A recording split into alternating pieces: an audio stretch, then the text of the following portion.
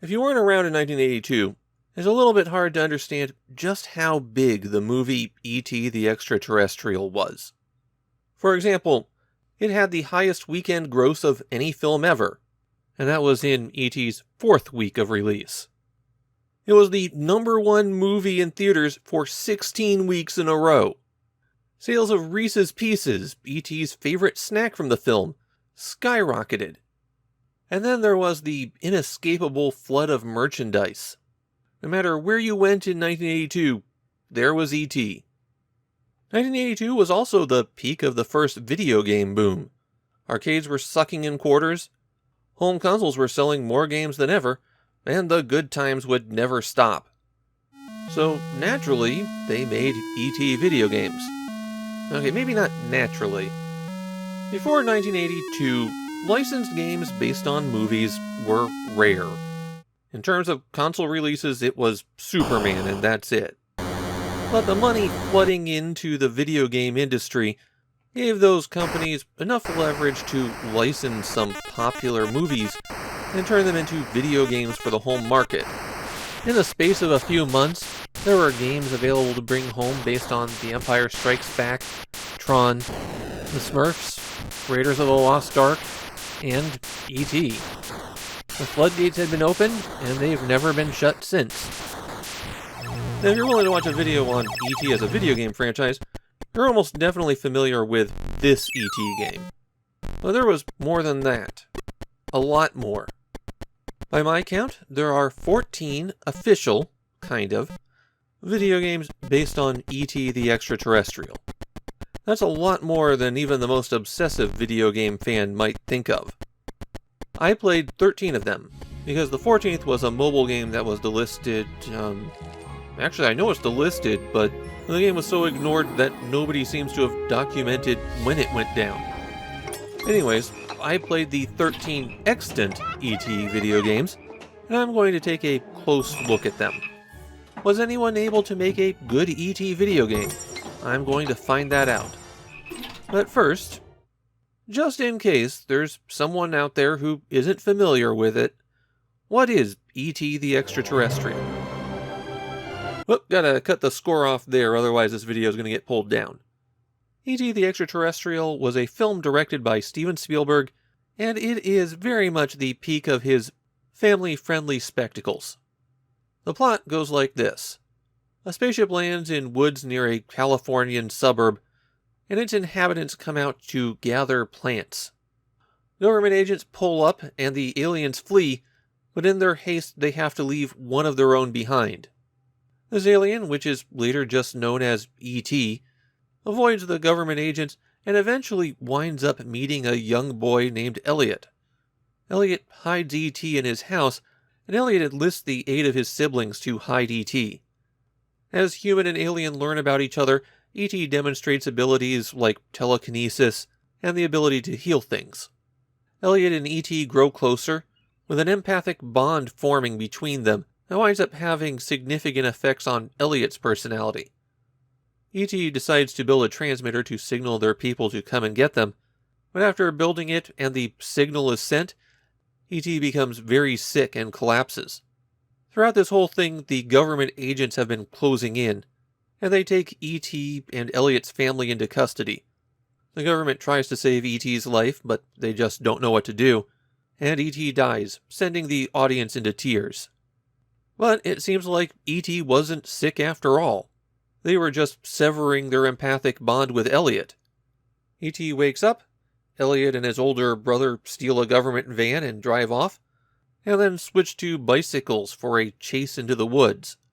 They evade the government agents long enough to get E.T. back to the arriving ship, and then the audience breaks out in tears again as Elliot and E.T. have to say goodbye. The greatest strength of E.T. the Extra-Terrestrial as a movie is that it starts out with E.T. being kind of a scary monster, and then over the course of the film, you come to love E.T., find E.T. adorable.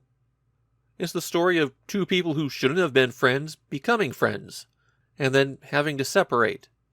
So how do you turn that into a video game? Well, let's take a look.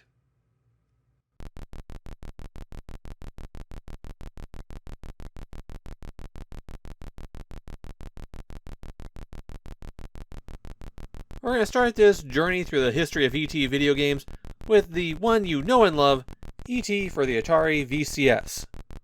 What, were you expecting something different? Technically, this is ET Go Home, a game that goes by around a dozen different titles depending on who was selling it.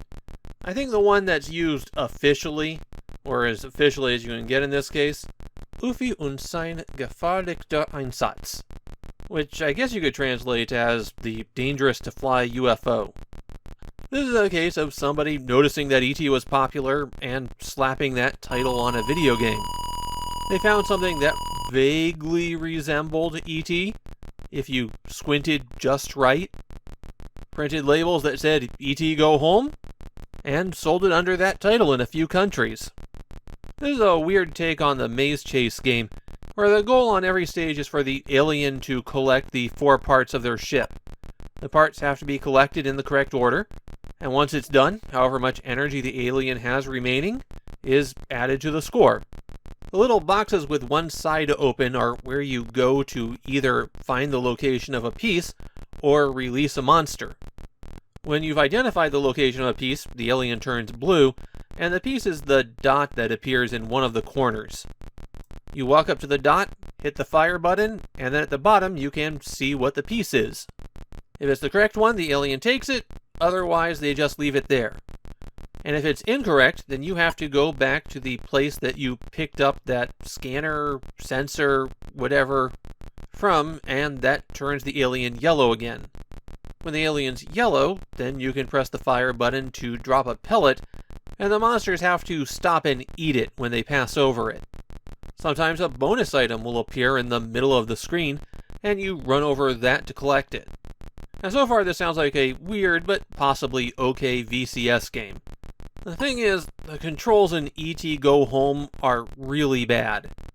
It's hard to move around the maze successfully, and the sections that have the crossbars over them will freeze you in place and suck away your energy if you pass over them. You might think, okay, then I just won't go there, but the controls are so awful that sometimes you'll find yourself suddenly turning down that direction when you wanted to go someplace else. The game winds up being a bit of a mess. Scoring only occurs at the end of rounds.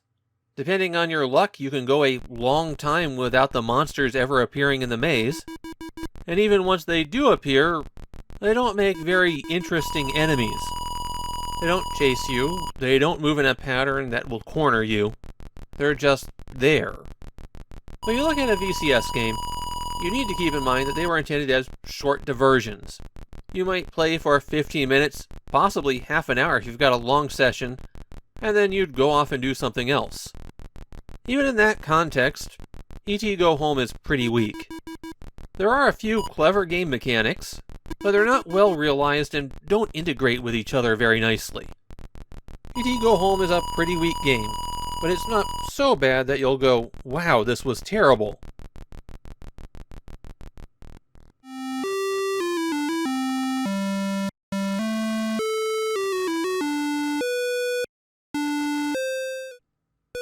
Okay, here we go. ET for the Atari 400. Or more specifically, ET Phone Home for the Atari 400 line of computers. Atari made a console ET game and a computer ET game, and I'm starting with the computer game. Before I get into the game, though, I have to point out the manual, because it was written by comic book legend Steve Englehart. He was one of the big figures in the 70s. Let me read a quick excerpt from the absurdly dramatic manual. All at once, the night is cut by cruel light and cacophony.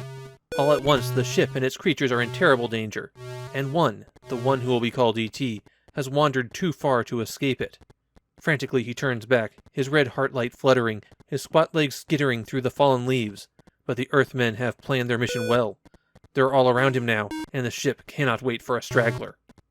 It goes on like that for a while, including the parts that describe how to play the game.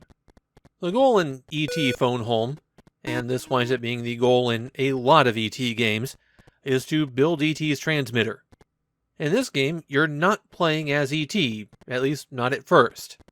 Instead, you're controlling Elliot, who has to roam the suburban streets, looking for the parts that E.T. needs. There's 12 different components, and the difficulty level determines how many you have to bring to ET. At level 1, you only have to return 4, but at level 9, you have to get all 12. Also, just because you only have to bring a few pieces back doesn't mean that the other pieces don't appear. You'll have to remember which pieces ET needs, and keep an eye out for just those. You're shown the pieces that ET wants at the start of the game, but you can refresh your memory by holding down the fire button while you're standing still. ET starts out with 100,000 energy, and he has to escape to his ship before that energy runs out. While you're looking at that refresher screen, the energy drains much faster, so maybe just take some notes. Possible transmitter components don't show up until Elliot is almost right on top of them. But as you're exploring, you'll hear a tone, and that gets louder as you approach them. The tone is both incredibly annoying, and I also think it's broken. It'll cut in and out at full volume, and become very noisy in places where I couldn't find a transmitter part. So you might not want to rely on the audio cues too much. If you find something you want to take to ET, then you move Elliot to it, and hit the fire button on the controller. Elliot can carry one thing at a time, and if he has something, there'll be a little red dot. The police and scientists that are combing the neighborhood don't do anything to Elliot when he doesn't have a component, but if he does, then they can make you stop, and possibly take the item from you. The solution to that? Just hit the fire button again when they get close, because that means you'll put it down. Wait for them to get away, or move so that they're off screen, then pick it up again and continue on your way. And if there's more than one component that Elliot needs to haul back, then you can use that same drop command to leapfrog the components back to ET. Components that you set down will remain in that spot. ET's waiting at Elliot's house. It's on the far right-hand side of the map, and it's the house that has a green square in front of it. That green square is where you have to deliver items for ET, and if ET gets an item that they need, then they get some energy back. Elliot can move faster. You do that by holding down the fire button while pressing the joystick in a direction. But while moving fast, you won't spot items, and if you're carrying an item, then it's easier for the government officials to take it from you. So usually it's better to just walk. If you bring ET all of the items that they need, then you get the big feature of this game. ET talks. ET phone home. ET phone home. Honestly, that is not a bad digital voice for a computer in 1982. Once you've heard what ET has to say, then the game switches and you're now in control of ET. At least ET doesn't have to worry about finding items, which means they can run constantly. Your goal is to get to a single green square in the forest area on the far west side of the map. And honestly, it's not that hard to avoid the government agents on this run. Reach the square, and the spaceship comes down, and you get your final score. That score is however much energy ET has left, plus 10,000 points for every item needed to build the transmitter. Of all of the contemporary ET video games, ET Phone Home is the best of them. Of course, it's just about forgotten these days, since it's not really that good, and it doesn't have the infamy of the other Atari title. That tone while you're searching for items is incredibly annoying, and the government agents are trivially easy to deal with. You'll wind up walking in circles, going around the same neighborhood forever, trying to track down the one particular part that ET needs, and you basically have to hope that it'll magically appear in front of you. This is also a game that doesn't pose a lot of challenge once you've learned the easy, obvious strategies. Well, the best thing I can say about ET Phone Home is that it's not as bad as the ET game that you've heard of, and that's not really complimentary. ET Phone Home is a mediocre game, but at least it didn't catch blame for killing an industry.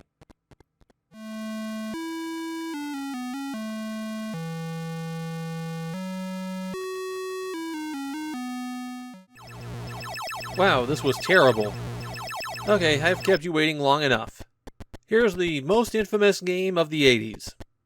A game whose reputation has gotten even worse due to slander against it. But even once you correct the record and give a generous allowance for circumstances, you're still left with a very bad game. E.T. the Extra-Terrestrial for the VCS has been blamed for the collapse of an industry, something both completely untrue and unfair. And people will tell you it's so bad that it was buried in a shallow grave in the desert, though that one's a wild mischaracterization of events. Without getting bogged down in corporate logistics, Atari's management in 1982 made a series of disastrously bad decisions, hugely overprinting certain games and offering ludicrous deals to their retailers that allowed for that overstock to be fully returnable. Then they wildly overspent getting the license for the most popular movie of the year. They didn't start trying to make the deal until after the film had come out, which meant that once the deal had been signed, programmer Howard Scott Warshaw only had a few weeks to make the game, and the result was a disaster. E.T. was ordered in huge quantities and returned in nearly equal amounts. And Atari would wind up writing off a lot of their dead stock. All of the merchandise that retailers returned when they couldn't sell it, that's what got buried in the desert, and that was a lot more than just E.T. Something I've noticed in recent years is an attempt to reclaim E.T. as a lost gem. People will tell you that it's been unfairly maligned and that it's actually good. And no, it isn't. It's a bad game. I was there. It was the very first video game I bought with my own money. I hated it then, and I hate it now. Warshaw had a tendency to try to push the boundaries of what could be done on the VCS, and wound up tripping over the system limitations as a result.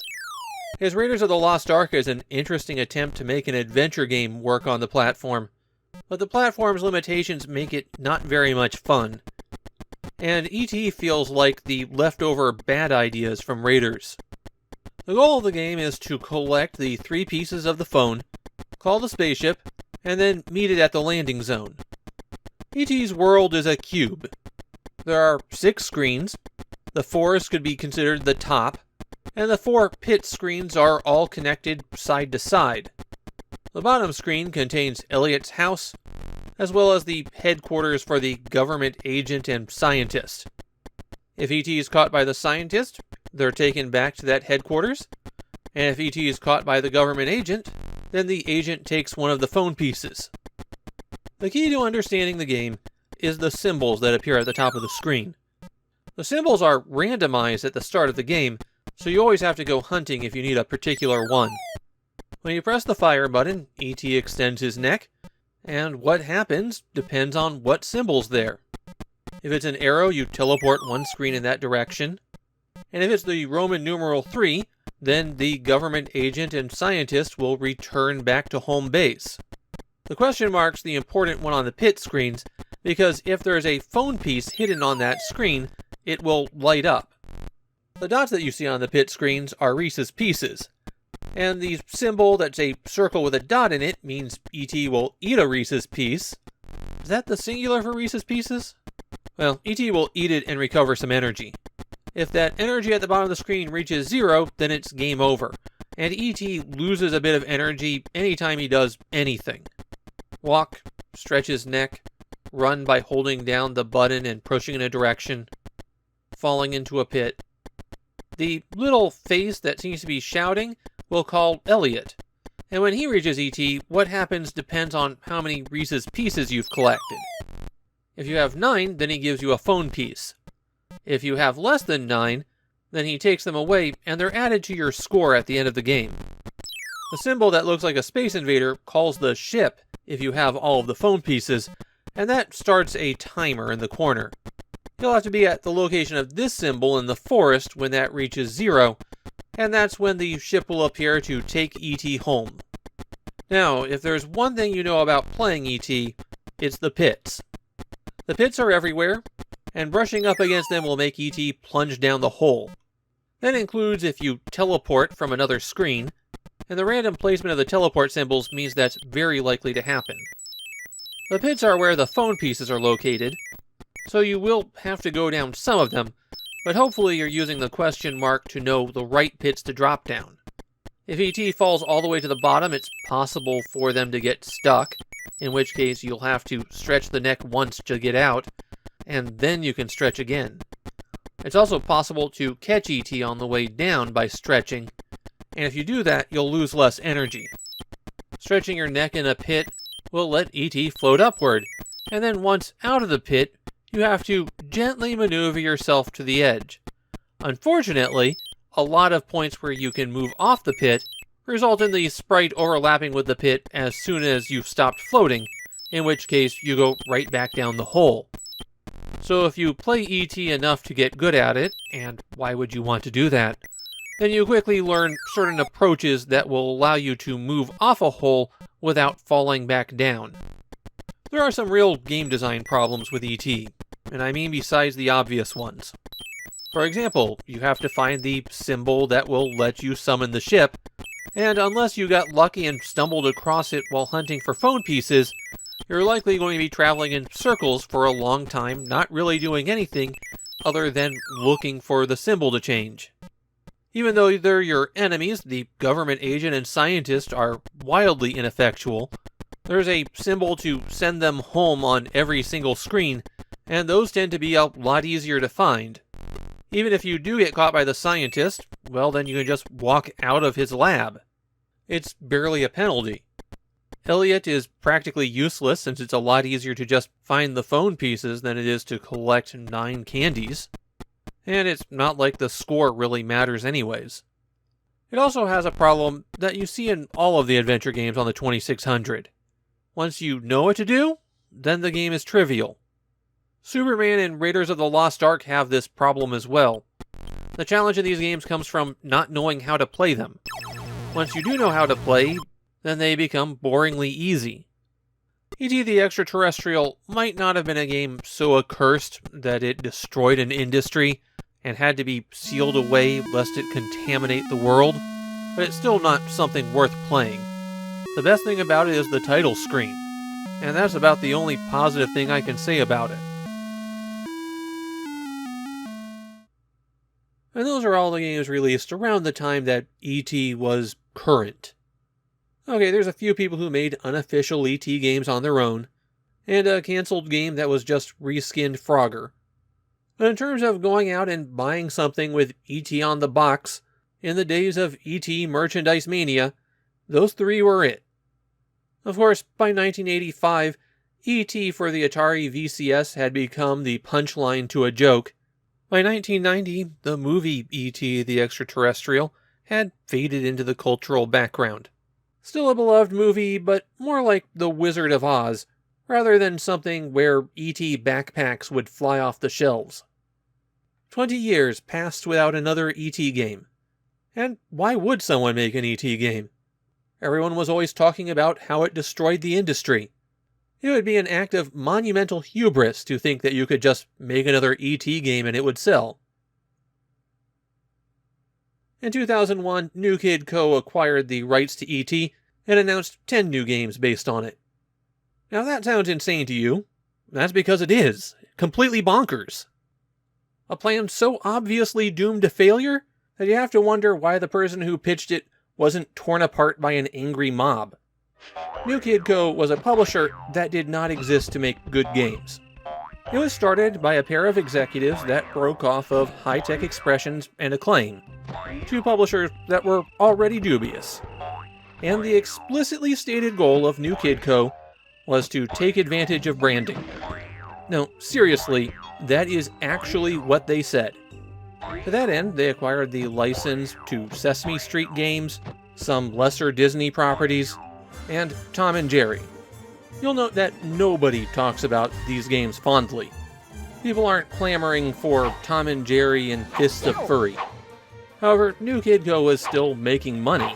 So in 2000, they were looking for the next big license, and then they were presented with a golden opportunity.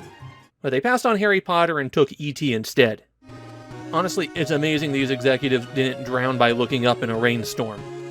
The executives at New Kid Co. were convinced that with the 20th anniversary coming up, E.T. Mania would be back. Now, as you might expect, given the company, New Kid Co. didn't develop anything on their own. they hired other developers to make cheap games for them. And then, shockingly, the big ET money didn't come rolling in. New Kid Co. had overpaid for the license, they weren't able to manage their game releases, and they couldn't get out half of their planned 10 games. Their partner on the PC side, Ubisoft, picked up 2 of them, but 3 other games never made it past the planning stages. With the original VCS game, you can understand what went wrong. It was a series of bad business decisions that all made sense at the time, taken one step after the other, and ends with tens of thousands of ET cartridges buried in the desert. The new Kid Co. line of ET games is just madness. And it's the entire reason I made this video. These games are things that should not exist, and now we must bear witness to them. Or I must bear witness to them. You can always stop the video, I guess.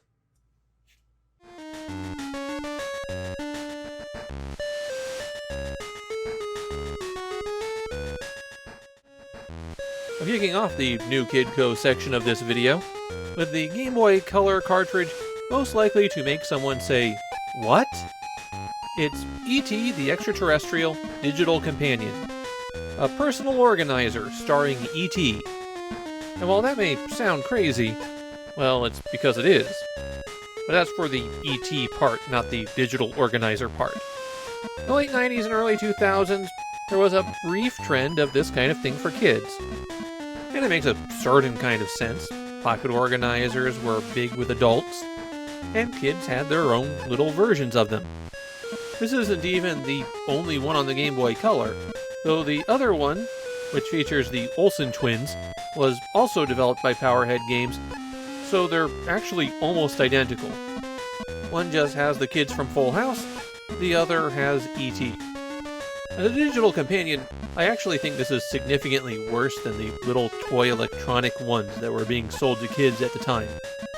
You can have email messages that you can't actually send to anyone, and the only message is the subject line. A calendar where you can put your events, and you can write your to-do list. The ET Digital Companion supports the Game Boy printer, so you could print everything off if you really wanted to. The way E.T. factors in here is that sometimes you'll get messages from E.T. and Elliot. Also, the backgrounds are shots from the movie digitized to the very poor quality Game Boy Color screen. You've got a profile you can fill out that includes things like your birthday, email address, phone number, favorite hobby, and bad hobby. Yeah, those last 2 don't really make a lot of sense.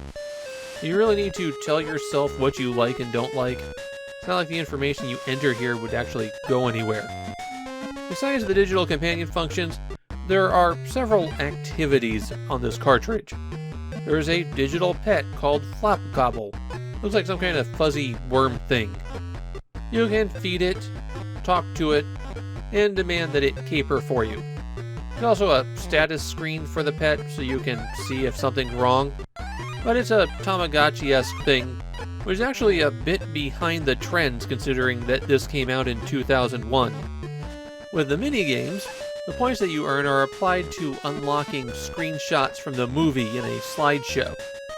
There's 5 minigames that you can play, and most of them are exactly what you'd expect from this kind of low-end licensed software. You've got a memory game, where you're not even playing against anyone. Just flip over tiles until you're done. There's a sliding block puzzle featuring the few pictures they could use.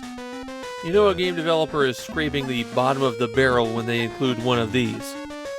There's a trivia game where you can choose between ET trivia or space trivia. The ET trivia winds up being weirdly specific. Trivia games based on licensed properties often are. You look at the questions and they're mostly things that only obsessed superfans would know. There's a word scramble that includes a lot of things that are references to the film. Things like actors' names. Because this can be a bit out there, you can get hints to the solution. For some reason, the way you unscramble the word is select a letter, hit A, and then move it around the solution. And that can scramble letters that you've already got in place. It's a bad implementation of a not very interesting game. And then there's Bicycle Race. Here you have a series of stages where your goal is to get to the end of the course. You're Elliot pedaling as hard as you can, and ET's in the basket in front of you. While you're moving fast, ET builds up energy, and if the meter builds up all the way, then you can fly a short distance when you hit button A. Button B makes you do a wheelie over small obstacles. You might think, finally, some actual gameplay. But of course, this is pretty dire. If you're going fast enough to complete the course, then obstacles come at you too fast to be really dealt with. You can get hung up on things. The ramps look almost identical to the barricades, especially when they're moving quickly. And lining things up so you can take those jumps and collect power-ups is absurdly difficult. The power-ups are all things you'd expect. More energy for ET, more time. The scary thing is, the bicycle race is actually the best part of this cartridge. And it's bad. ET Digital Companion makes a mediocre digital companion. And as for the activities, well, you'll have a better time turning it off and enjoying the boredom. This is a product that fails to do what it's supposed to do, at every level.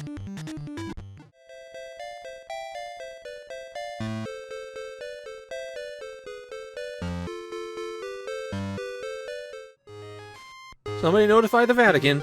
We have a verified miracle here. E.T. Escape from Planet Earth is actually a good-ish E.T. game. I'm not going to say you need to go out of your way for it, but if you sat down and played it, you'd probably walk away going, yeah, that was fine. And while that may not sound like much, have you seen the games I've already included in this video? In E.T. Escape from Planet Earth, E.T. is once again building a transmitter, because that was the only concept anybody could come up with when it came to making games about E.T. In this one, you have to trade for the pieces of the transmitter, and so Elliot will take you around the area on his bicycle and collide with spots or buildings or doors, which will trigger puzzles. Every puzzle stage has one item to collect, and then you have to make your way to the exit. Initially, the puzzles were reminding me a lot of Chip's Challenge, a classic puzzle game that was played from a top-down perspective and relied a lot on the interplay of a handful of objects and tiles. Sliding across ice tiles until you stop was a big thing in Chip's Challenge, as was building bridges across water. And both of those show up pretty quickly here. Unfortunately, that was the only thing I ever saw E.T. do. New abilities and obstacles are added to the game after you clear the first area, but it takes a long time to get there. So instead, I just got ice slides, bugs that walk back and forth, and pickups that let E.T. turn one square of water into ice. Something to be aware of about those pickups is that E.T. can only have one at a time, but you can collect more than one. If you do collect more than one, then there's a good chance you've just broken the puzzle, and you'll have to press start so that you can choose to retry it. There are also some additional stages where you're not just controlling E.T., you've got Elliot in there with you. You can switch back and forth between the two by pressing the B button, and the advantage that Elliot has is he can jump. Hit the A button and he'll move 2 tiles forward, regardless of what's in the way. Well, as long as he has someplace to land. Those puzzles were my favorite to do because they offered something different, but there weren't very many of them. Those Elliot stages are where you collect baseball cards, the rest of the stages are where you collect bottle caps, and after you have enough of them, you can trade them in for the transmitter part, which will then unlock the bicycling path to the next region. And that's really all there is to say about Escape from Planet Earth. It's a simple puzzle game. You move in cardinal directions, you're given single-use tools, and sometimes you have Elliot who can jump. The timing for avoiding some of the bugs on these levels is really tight, but that's part and parcel of being a puzzle game. It doesn't stretch the medium, it doesn't really do anything new. The puzzles aren't especially clever or interesting. The game is just fine. And that works out to be pretty good when we're grading on the ET curve.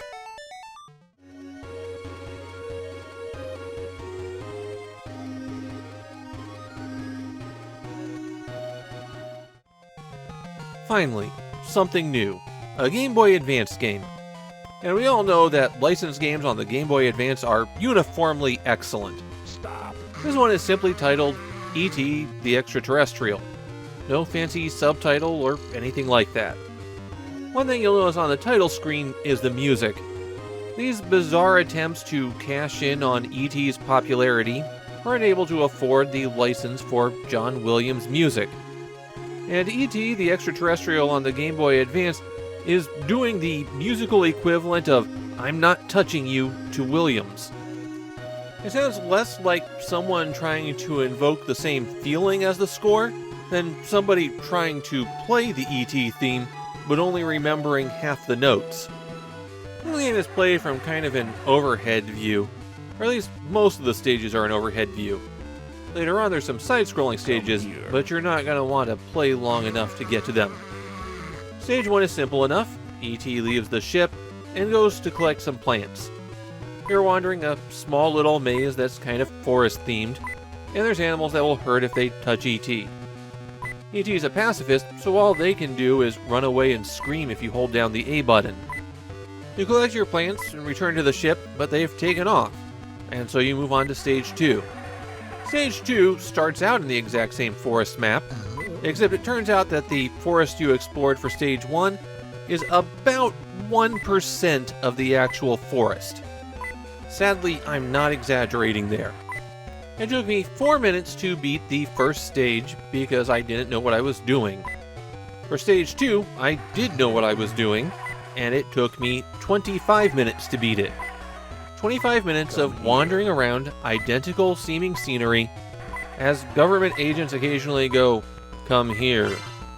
If you need to recover health, then you can collect some coins. I don't know why they restore life. You also get health back by making flowers grow, which you do by pressing the B button. Eventually, after wandering around in this forest for a long time, you'll find Elliot's house. Once Elliot's on your side, then you can swap between him and E.T. with the L and R buttons. Naturally, they have different abilities.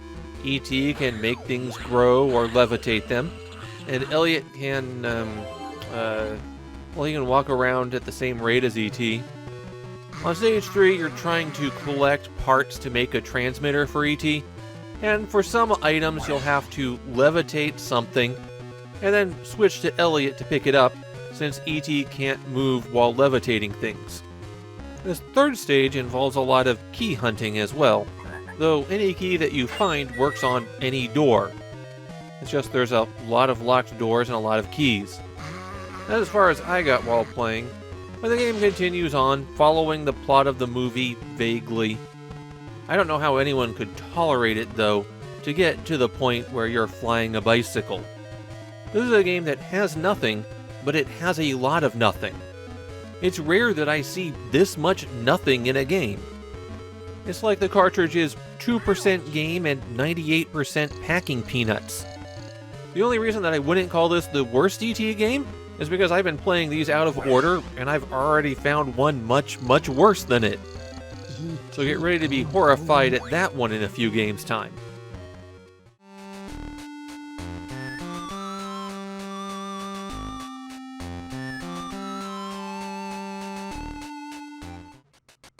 The Game Boy Color must be E.T.'s platform, because E.T. and the Cosmic Garden is the second passable E.T. game. We'll just overlook the digital companion. E.T. and the Cosmic Garden finds the one angle that can really work for an E.T. game. They use the one thing we know about E.T.'s life on his homeworld. They're a botanist. That's why E.T. was running around and grabbing plants at the beginning of the movie. So E.T. and the Cosmic Garden is a botany game. It takes place when E.T. was still learning their trade. And if they can demonstrate their botany skills by completing the game, then they'll get selected to go on a mission to that weird little blue planet over there. The way that the game works is that every stage is a small little box that acts as a garden.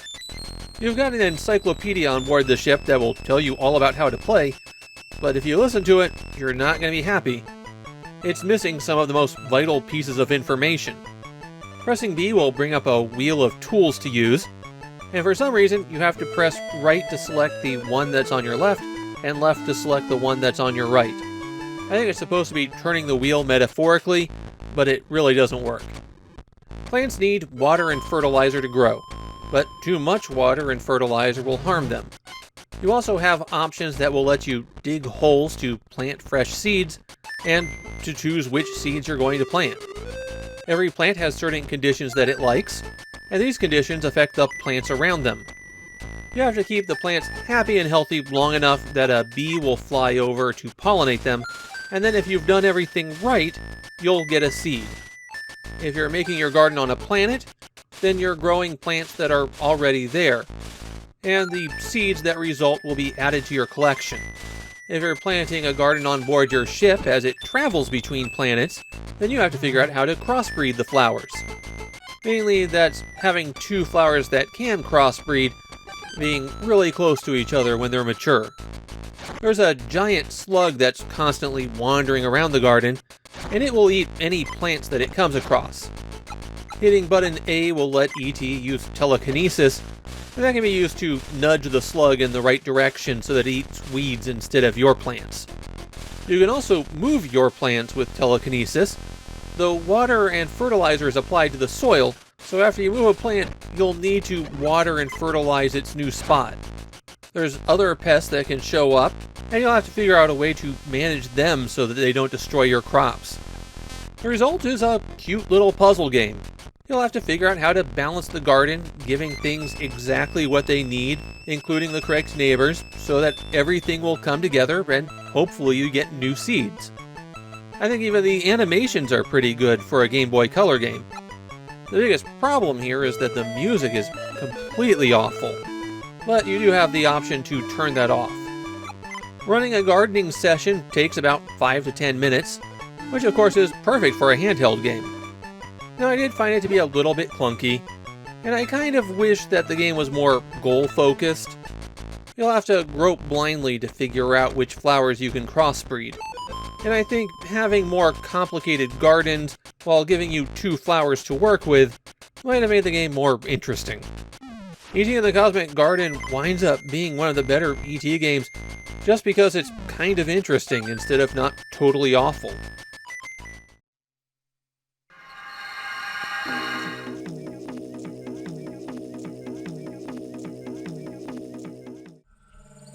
E.T. Interplanetary Mission marks the end of the new Kidco line for me. Well, kind of. There were 5 more E.T. games in the works, and some of those got cancelled, while others got handed off. Interplanetary Mission was released on PCs alongside the PlayStation, and I'm playing that PS1 version. Not just because it's the one that I own, but because it upscales cleanly on the PS3, and having played the computer games, I definitely don't trust them to do any resolution beyond 640 by 480. Interplanetary Mission is a sequel to the movie E.T.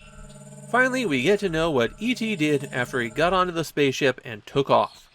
And the answer is, flew around to a bunch of places and got plants. Interplanetary Mission is an isometric game where your goal is to get E.T. to the marker on the ground that has their face on it. There's other things that you can do, but that's what actually matters. This is one of those isometric games where it rotates the controls 45 degrees, but you can't really remember which 45 degrees it's rotated in, and the PlayStation controller is shaped so that you can't really hold it at an angle anyways. Right there, that makes the game impossible to control, and even if the rest of the game was perfect, people would still hate it. Of course, the rest of the game is pretty far from perfect. E.T. has 3 powers available to them. By pressing the triangle, they can telekinetically move objects a short distance. Mostly, this winds up getting used for getting things that are slightly out of reach. If you don't want to walk around with an object, floating it a few steps, and then getting ahead of it and cycling back and forth, then pressing square might be able to pick it up. E.T. can only carry one object at a time like this, though, and not all objects can be carried this way. The circle button heals. That will make the wilted flowers that E.T. encounters everywhere grow. This is the only function that it's used for, and collecting 20 flowers gets you an extra life. Also, the game keeps track of how many total flowers you've collected, rather than cycling back to 0 once you've collected 20. They could have just had the flowers there to pick up, or use the healing in other ways. But no, the ability solely exists to slow the game down. The X button makes E.T. fire a stun beam out of his stomach. That will flip over small monsters that sometimes appear. Hit those monsters again, and they will go away, leaving behind a mushroom. Mushrooms represent ET's health, and that has a maximum of 99. Every mushroom you collect counts as one mushroom, and those are the only healing items in the game. Small enemies might deal 10 points of damage to ET, while larger ones can easily do 40. There's about 25 mushrooms per stage, so the damage adds up a lot faster than ET can take it. It gets worse when you're in narrow corridors and are dealing with big enemies that completely block off your path. You can't stun them, you can't move them, you can only avoid them, with terrible controls that cause you to keep getting stuck on objects. One thing that you can do is hold down R2 to run, but ET also doesn't run faster than some of the enemies that you have to avoid. There are some extra lives you can earn, and they look exactly like the end marker. In fact, there's one right by the end marker on the first stage, and since the puzzles in this game involve putting the item on the symbol, I kept trying to do that until I wound up 2 squares away from the exit, at which point I just got sucked into it. There are 5 worlds in Interplanetary Mission, and they have 5 stages each, though the stages take a long time to complete. I played for an hour and I just got past the end of the first world. See, that's E.T. dancing with the evil green wizards that he fought. Yeah, E.T. fighting druids was my favorite part of the film, too. I started the next world, which was the Fire Planet, and was immediately jumped by an enemy that forced me into a corner and completely crushed me. And that was more than enough for me. As I've been recording these games, I choose when to stop based on when I feel like I'm not getting any more useful footage. So if the game winds up feeling repetitive, then I get my coverage and move on. In this case, I was just moving on to the same thing, except now E.T. can get caught on fire. And that was enough for me. Interplanetary Mission is nigh unplayable. It's a game designed for absolute maximum frustration. I don't even know if I can call it functional, considering how many times it expects you to squeeze through areas where if E.T. and the unstoppable enemy aren't precisely lined up, then you just die. Maybe 10 or 15 years ago, I gave someone a copy of this game as a joke, and now I feel guilty about it. It's the kind of thing where you can look on screen and go, oh yeah, that seems to be pretty bad. But you can't understand how awful it feels to play. This game stinks like a rotten fish. And in a weird way, it's the E.T. game that I played here that's got me the most upset, because it's the one that actually had some ambition. This is the one where they were trying to break away and expand things, and it's just completely dreadful.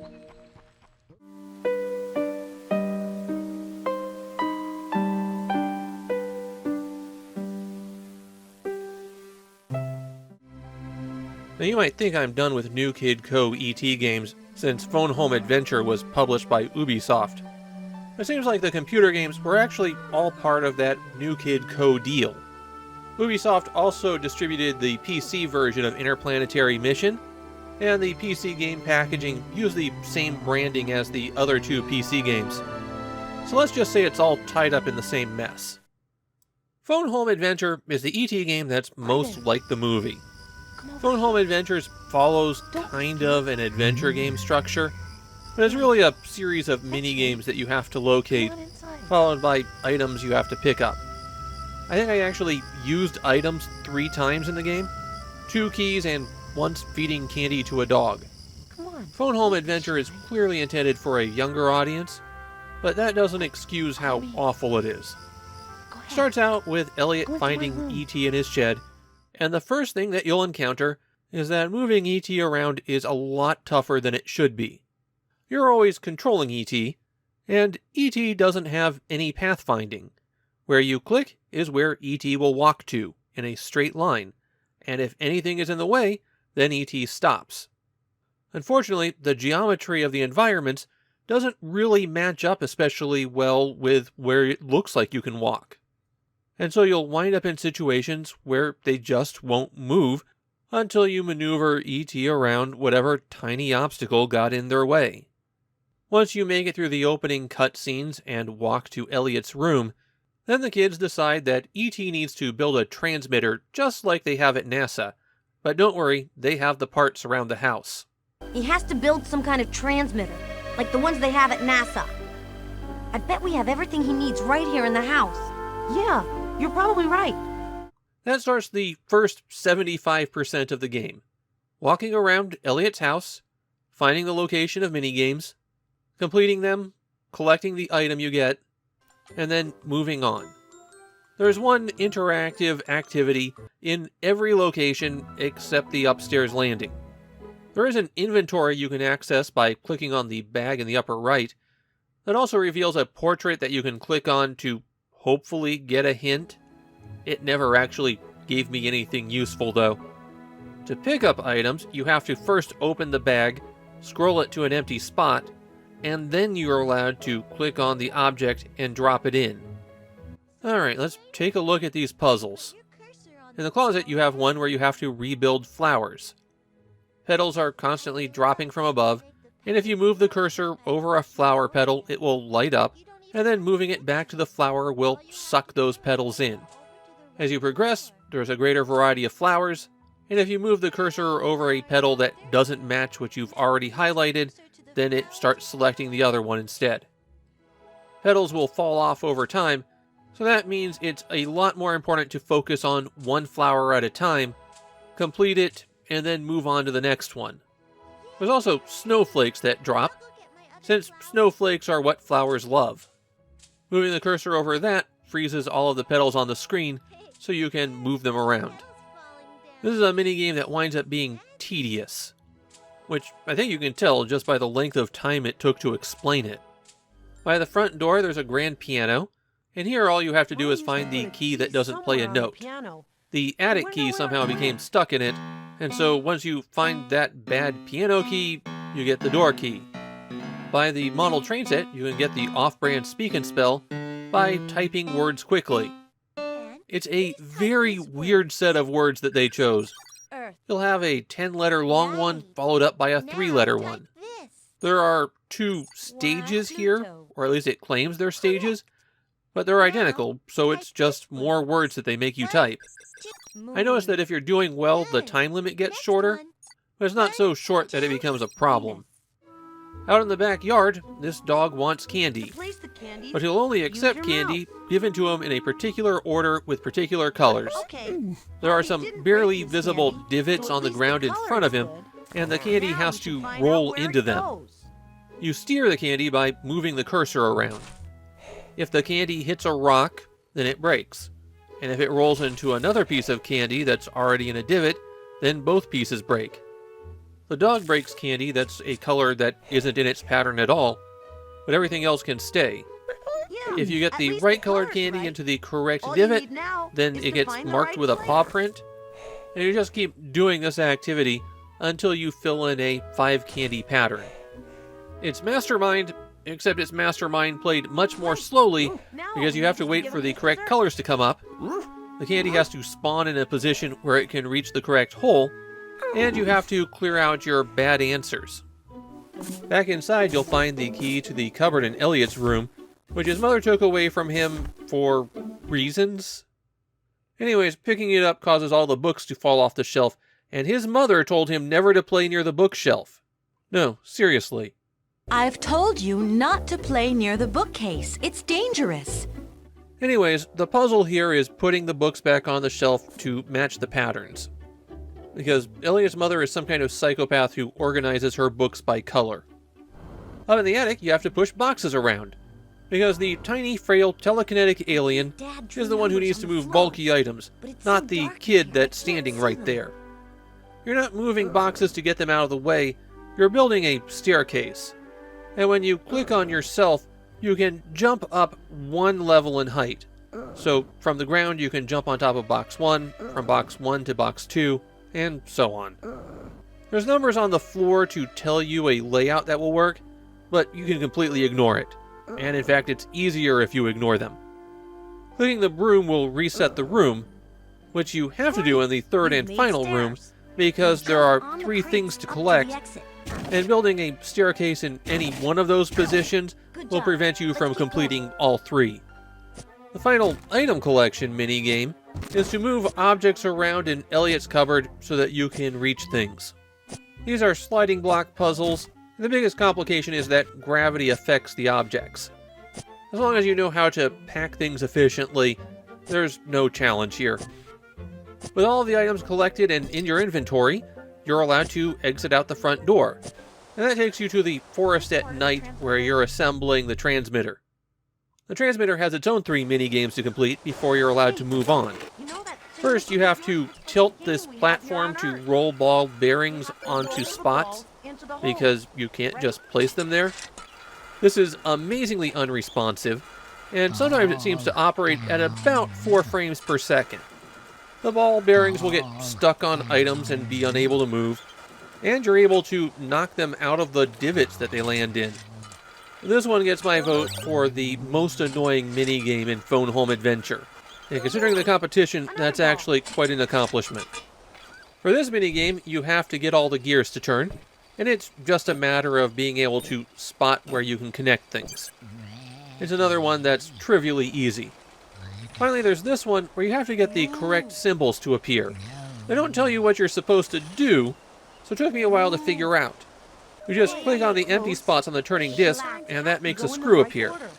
Then the pattern of screws that go underneath the comb on the far right determines which symbol appears. You've got 3 divots, so there's 7 possible symbols, because being completely empty means blank. As it progresses, you'll have to send multiple symbols, and these have to be in consecutive rows on that disc. Once you've completed that, and the message is transmitted, Elliot coughs a bit, and he and E.T. have a little lie down. That's when the government shows up and takes you both away, and you see E.T. being locked into a capsule. But don't worry, that one's actually Elliot's brother, Michael. The next minigame is escaping your own house, which is weirdly large. You just have to move the government men out of the way so that Michael can move E.T. through each room. The government agents don't react to Elliot at all. The key here is that all movement for everyone except Elliot is based on the room. Everyone can only move to a neighboring room. So you move Elliot past the agents to an empty room, then click on them, and they'll move to the new room. And they'll say things that indicate that this was supposed to be more of a stealth section. Once the path has been cleared, you click on Michael, and he'll move E.T. to the next room. You can't do this if they're more than 1 room away, so you have to go through each hallway in turn, and sometimes it means that people will move in weird ways that stick them in odd places. This room at the end is especially bad, because that little spot next to the door is actually in the neighboring room, and a control panel that Michael has to access, which he does just by being in the same room with it, puts Michael in a spot where he's just barely visible at the edge of the screen from the next room. It is some really frustrating design. Once you're out of your house, you've stolen an ambulance and are driving away, and the cops are chasing you down. Here you click on the path at intersections to say which way you want the ambulance to go, and you can also change stoplights as well as move some objects by clicking on them. The police obey the stoplights, which is how you know that this is a fantasy game. So the way to trivialize this minigame is to permanently trap police somewhere. Just completely enclose them in stoplights and barriers. That takes you right into the next minigame, where Elliot's on his bicycle, and he has to catch energy that's dropping from the spaceship in order to recharge E.T. This is another action segment with really frustrating controls, and you have to click on Elliot to make him jump over the logs at the edges. The timing is more awkward than it seems, since you also have to click to get him to move, and generally speaking, you're better off just staying in the middle and waiting for the spaceship to come to you. Once E.T. is fully charged, you take to the sky, and here you're chasing the spaceship, and have to keep collecting energy that drops out the back of it. And of course you're clicking with the mouse to decide where you're moving. If you can keep E.T. charged long enough, then you reach the end of the game. E.T. takes off and heads for home. The impressive thing about these PC-exclusive E.T. games is how many bad minigames they managed to cram into them. If you think things were rough now, just wait for the next one. Fortunately, they're short. They take about an hour to complete, so you won't be hurting yourself too long before you can just uninstall it. Right over there.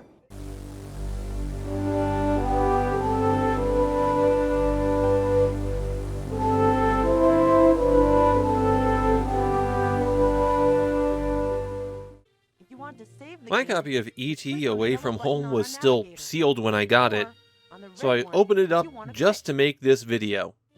After playing Away from Home, I wish I had left it sealed away forever.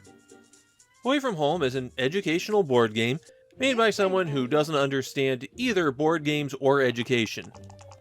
Longtime viewers of this channel already know where I'm going to go with the board game, That doesn't so let's get us talk very about far. educational games for a moment. There is absolutely no reason why an educational game has to stink. Even ones that are tightly focused on relatively dry concepts, like drilling math problems, can be structured in a way that the educational content and the game content complement each other. Hey, sissy, Unfortunately, saying that you're an educational game is a quick way to get some sales. And so there's a lot of educational games out there that are bad games that have some vaguely educational content bolted onto the side. These games also tend to have that thing that kids hate the most: children's media that talks down to them. E.T. the Extra-Terrestrial is a family film, good for kids, and it never talks down to any kid. In fact, I'd say one of its strengths as a movie is getting the kids right. They feel natural. E.T. the Extra-Terrestrial Away from Home feels like it has nothing but contempt for its audience. They must be constantly told what to do, instructed as though they barely understood English, and constantly praised for doing absolutely nothing. It's the kind of insincerity that kids can see straight through.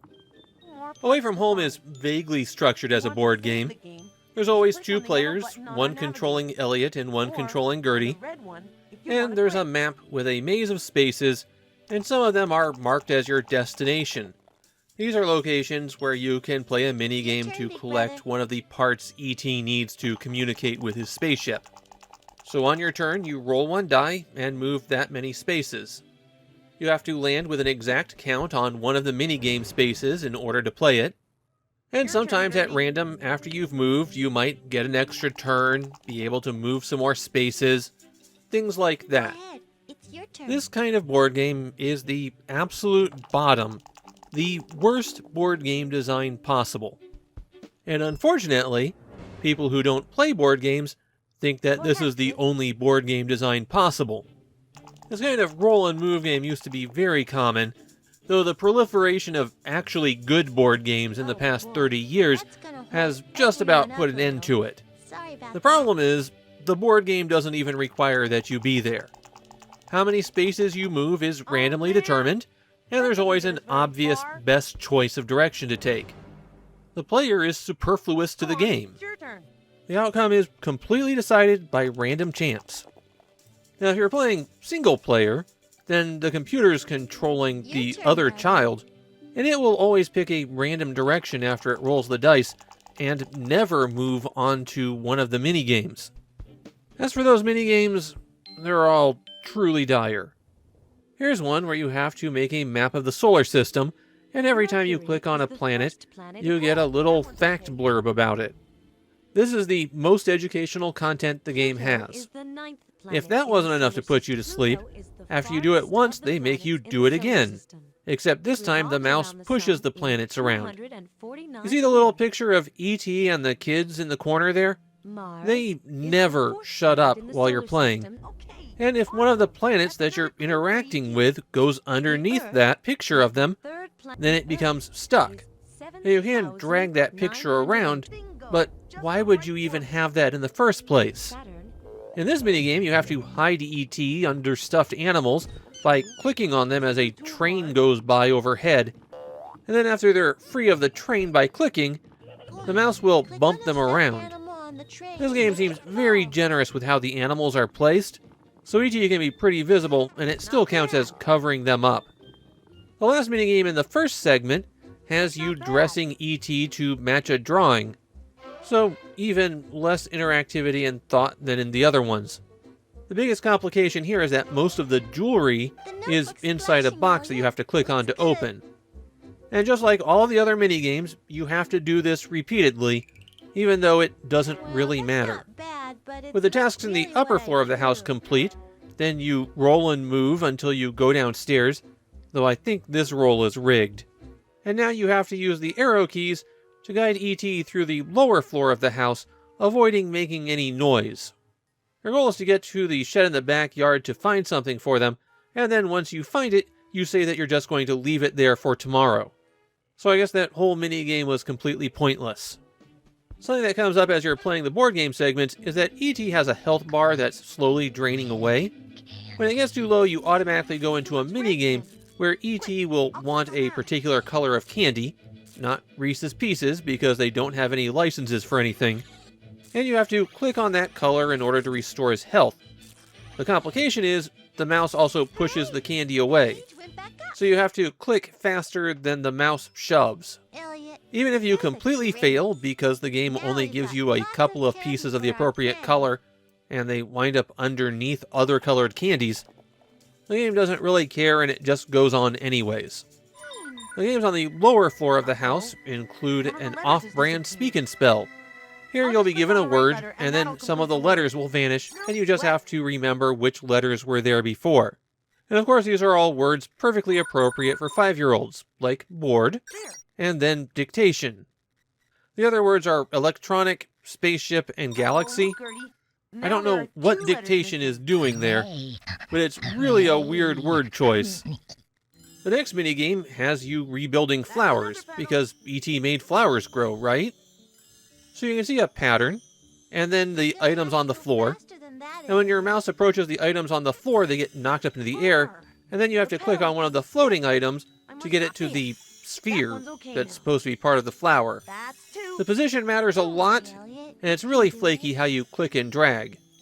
This one goes on for 4 rounds, with the later rounds making more complicated patterns. The best part is, if you don't complete a flower by filling in all 4 shapes in about 30 seconds, then everything that you've done falls off. So you can't just fill out everything as you go, you have to do one and then move on to the next. The minigame at the television set has E.T. go inside the TV and break the screen. This is a simple puzzle where you just have to click on the pieces to make them swap places. Every time you complete a puzzle, then it repeats with a little bit more complexity. The last minigame has you find constellations in the stars, except the big overview doesn't match what you see through your telescope, which is where you're moving the mouse. You're just looking for the same pattern and clicking on the stars to make it advance.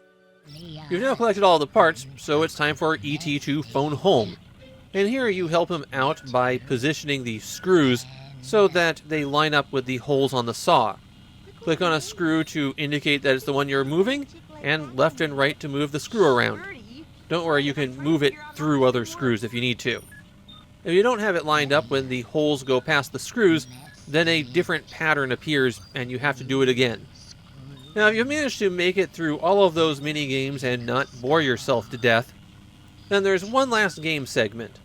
E.T.'s ship has landed at the far end of the board, and a government agent also starts there, and they also roll a die to move and go in random directions.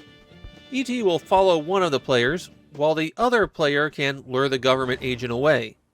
But good luck doing that when you're only playing single player. Basically, you just need to keep a certain distance away, and then when a gap opens, rush E.T. to his spaceship. With that, you get E.T.'s tearful farewell, and credits roll. Then it dumps you back to Windows. So Away From Home was really, really bad. The board game didn't need to exist. This could have just been a minigame collection and it would have had the same effect. Of course, the minigames are all awful. There's no reason to play any of them at all. And even if somehow they made a bunch of good minigames, the long-winded, terrible voice acting is just painful. They never stop very slowly explaining every little detail, and the kids have no personality at all. Quick, E.T. also has weirdly elaborate sentences. It's not that they only understand a few words of English, they just talk very slowly with a croaky voice and leave out the articles. One fun thing is the only way to exit the game is to beat it. Okay, you could also force your way out to the task manager and then end it that way. But Alt F4 doesn't work, there is no exit option. They think that if you're stupid enough to start playing E.T. away from home, then you deserve to be trapped inside it forever. I have so many more complaints about this one. The insane musical stings that play from time to time, the absolutely bizarre front-end interface before you start playing the game, the horrific visual design that just gets uglier and uglier as you examine the details. As I was playing it, I was hoping that this is the bottom of the E.T. game barrel, because I don't know if I could take something worse than this.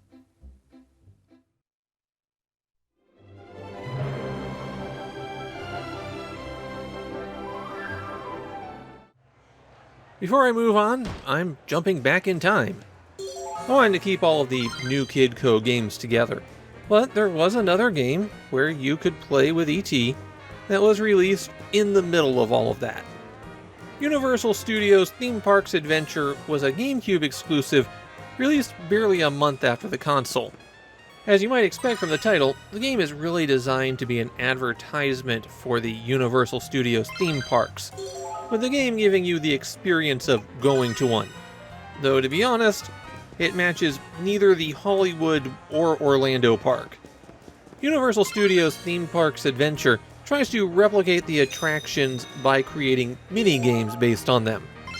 One of the very first attractions at Universal Studios Orlando was E.T. Adventure. In fact, it's still operating at the Orlando park 35 years later. So one of the minigames here is inspired by that attraction. Now, before you're allowed to go in, you have to either hope that there's no crowd in front of the attraction, or you have to make enough points to buy a hat that will let you go to the front of the line. And you get those points by either playing other minigames, picking up trash, meeting characters that wander around the park, including E.T., and sometimes fetching things for people. It's something that slows Universal Studios Theme Parks Adventure to a crawl, and they probably did that because there's less than 15 minutes of game if they just let you play it. Let's go ahead and get onto the ride and see what this minigame's about. And it's a bicycle race to get E.T. to his spaceship within 5 minutes. You've got control over your speed, but there's no reason to not go at top speed. Naturally, there's a lot of obstacles that you'll have to jump over, and you can lean forward and back as you go. Unfortunately, the visual design here is really bad at indicating how you need to land. You just can't tell if you're on a slope or not, and so E.T., in that basket on the front of your bicycle, winds up eating dirt a lot. You ride through a few different regions, initially dodging police cars, then later some boulders, and finally riding over logs so you don't get slowed down in the mud. Then you arrive at E.T.'s ship, he departs, and that's it. There's nothing more to this minigame than that. Now, shockingly, this E.T. bike riding game is actually worse than the one that came on the Digital Assistant. That mostly comes down to the controls, which are truly dire. Your bike just goes all over the place, so you're turning the bike left and right even though the game's course is all laid out horizontally. This is a game that you have to work at to lose, but it's still frustrating to just steer the bike. On my first run, I wiped out 7 times, and still easily cleared it with a minute and a half to spare. You'll also notice that even though there's ramps, you can often just ride right over obstacles. It's not quite that they're not there, you'll want to lean back and do a wheelie to get on top of them, but they're still not very effective at blocking you. Universal Studios Theme Parks Adventure is a notoriously bad game, and the E.T. portion is really awful. It's definitely not worth playing this one if you wanted to see E.T.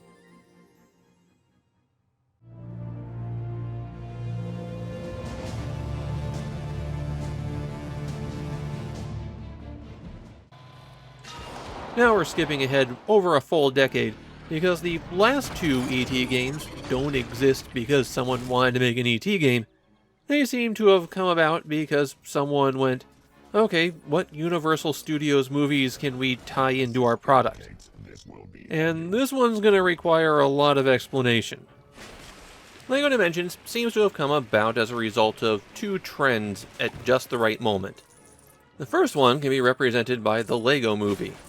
If people like some of your properties, then you can smash them all together into one single thing. We even got a bit of that in the LEGO Movie video game. The other thing was the Toys to Life trend. Video games where you'd buy the initial package, and it came with a peripheral and a few figures that you'd set onto it. You'd put your toy on whatever gizmo they gave you, and then they'd be in the game. And of course, naturally, they'd want to sell kids more toys, which would add those characters into their games. So basically, microtransactions, except a lot more expensive, and there's a physical object. Now obviously, LEGO is the perfect place to bring those together. Just as a toy brand, LEGO has a mountain of different licenses that have been associated with it. And as a video game series, at this point there had been The Lord of the Rings, Jurassic Park, Pirates of the Caribbean, and of course Star Wars.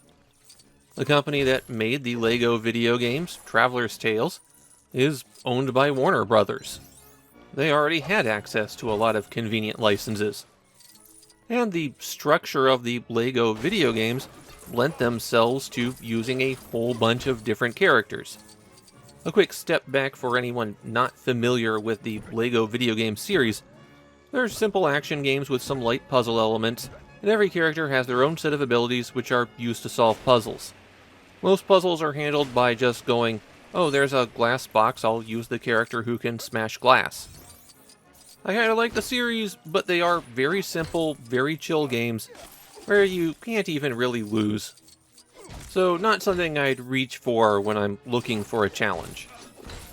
One of the big features of LEGO Dimensions was that besides a very long story mode, every franchise had at least one area dedicated just to it that could only be accessed by having that toy.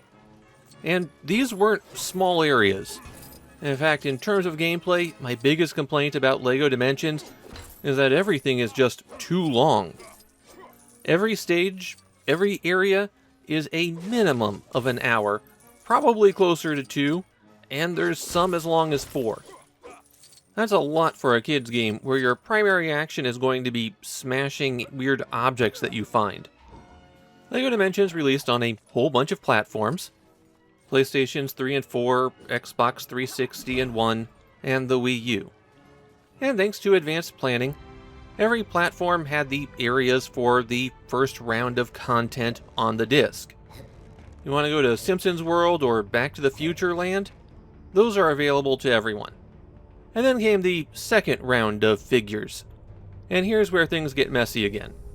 Everybody got support for the characters, but the levels are no longer available for some platforms. They've been pulled offline, so you just can't get them. Fortunately, for the time being, you can still download all of that content from the PS4 store.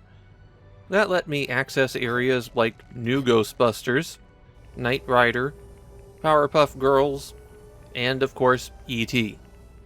But before you just jump into the portal to E.T. Land, there's other things you'll need to deal with.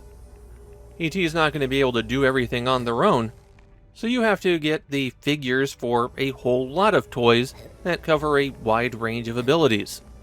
Or at least, just their bases. Because someone's going to ask, that's about $60 in tags from Bricklink. Cheaper than buying the whole sets originally, but kind of annoying, especially for the characters whose abilities are unique to them, and the characters who have fandoms that would desperately want those zones unlocked for them. You'll also want to play through the game's story a bit, because that unlocks some special features. And you'll need to play through to the 6th stage, which will take you around 10 hours. And after all of that, you are finally ready for E.T.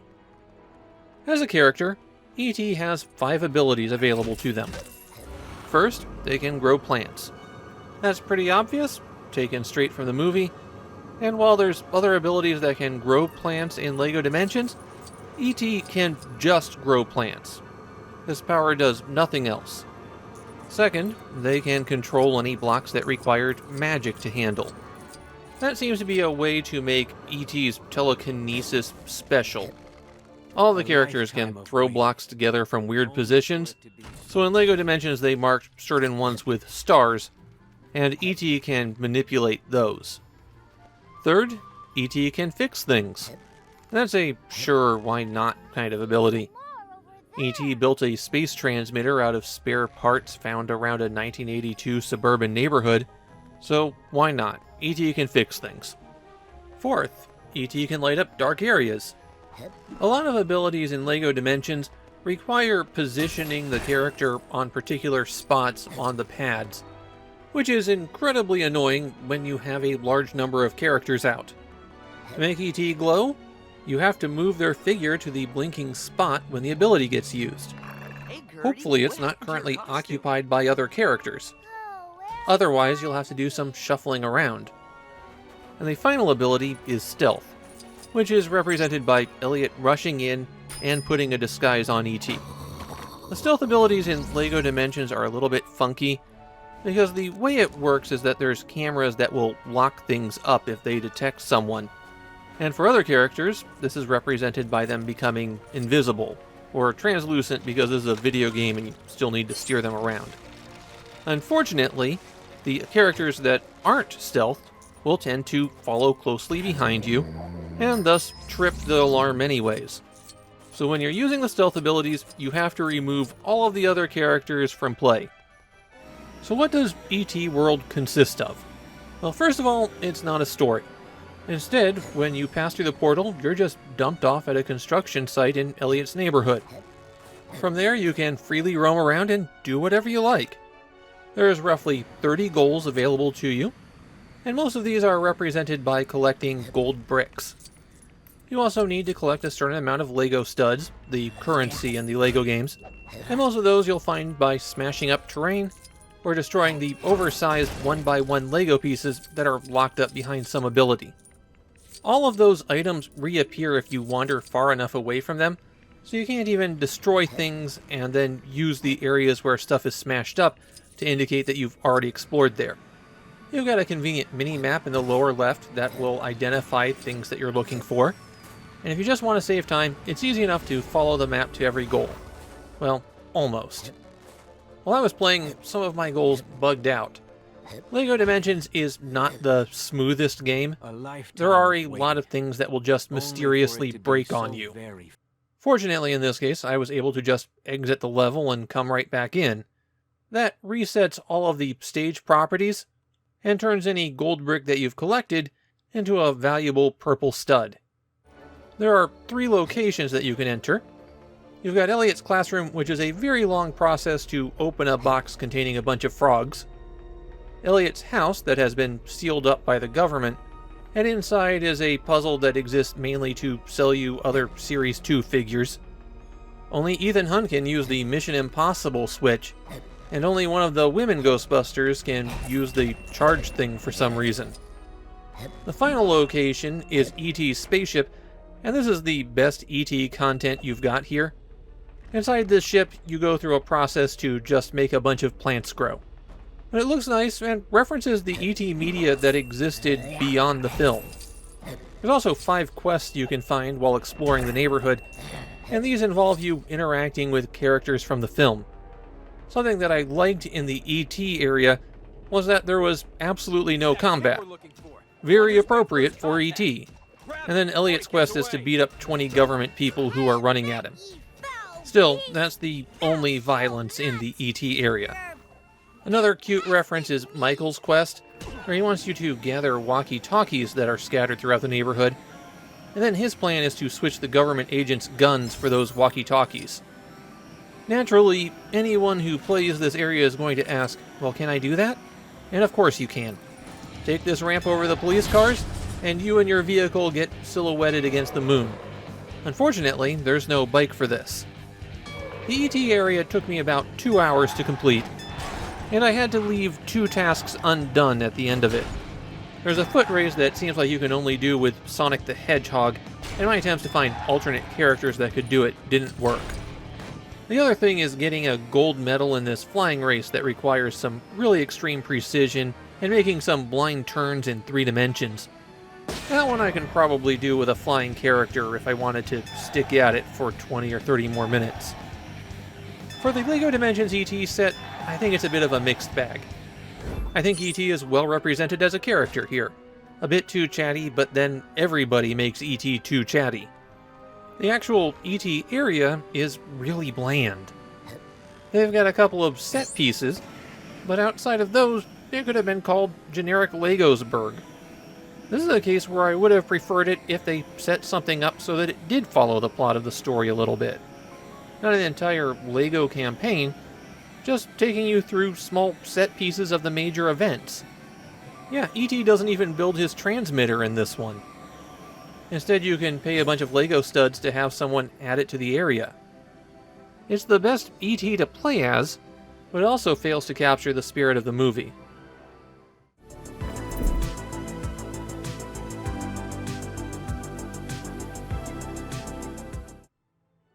And so I've reached the final E.T. game, which, much like the previous one, is technically kind of DLC for another game.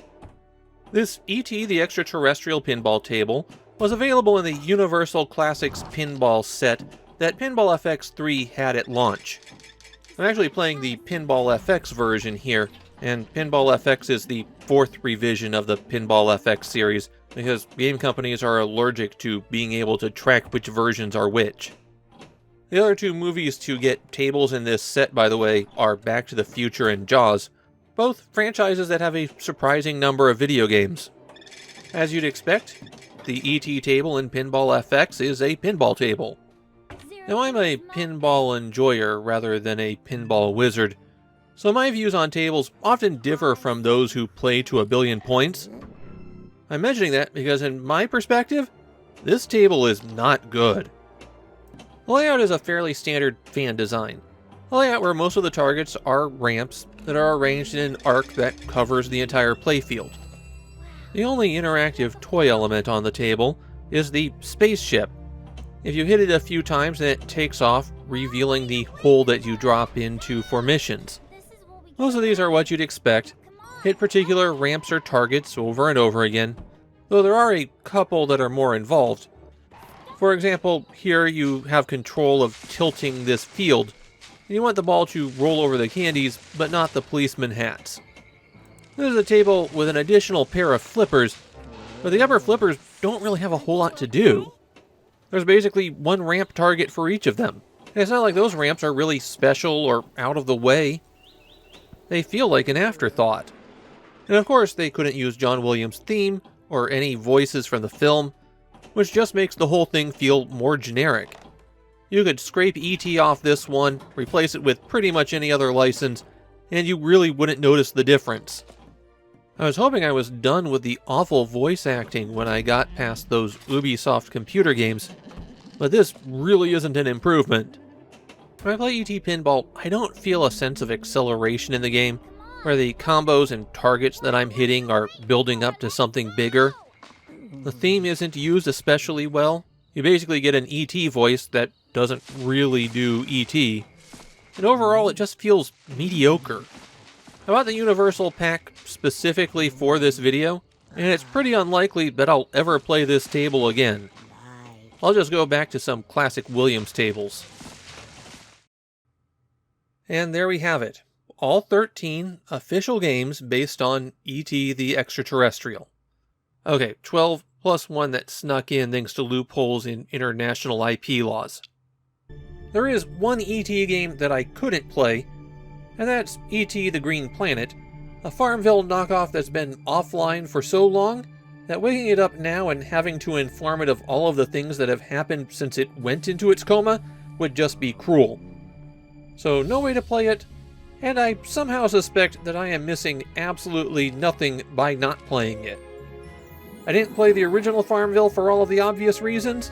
I'm going to go out on a limb and suspect that E.T. Farmville would have somehow been a step down from that.